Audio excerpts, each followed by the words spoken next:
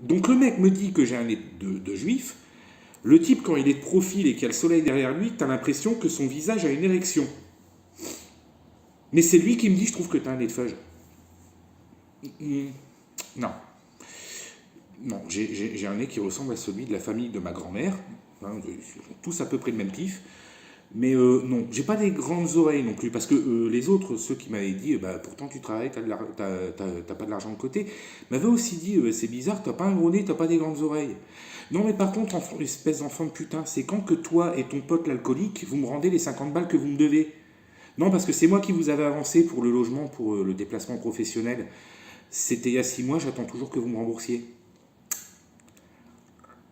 Alors c'est pas parce qu'on raconte que les juifs font du pognon qu'il faut essayer de les baiser et de ne pas leur rendre celui que vous leur devez. Qui va dire bonbon, qui va dire bonbon, qui va dire bonbon, qui va dire bonbon. Pourquoi ? Parce que je ne supporte pas le mensonge, la désinformation, le clientélisme et les manipulations.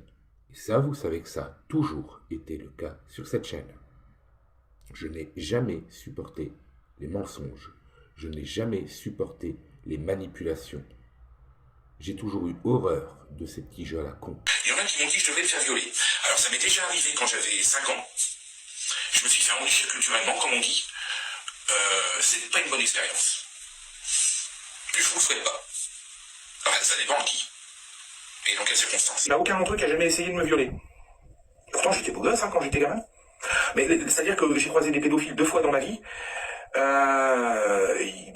Il y en a 2, je ne saurais trop dire, mais il y en a un, je peux vous garantir qu'il avait la bonne trentaine, une Peugeot 504 marron, ça se passait aux alentours de 96-97.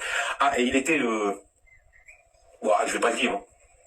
Quand les flics sont arrivés, c'est-à-dire probablement après que mon père et mon grand-père lui défoncé le crâne, j'avais compris le truc, là je me suis barré en courant.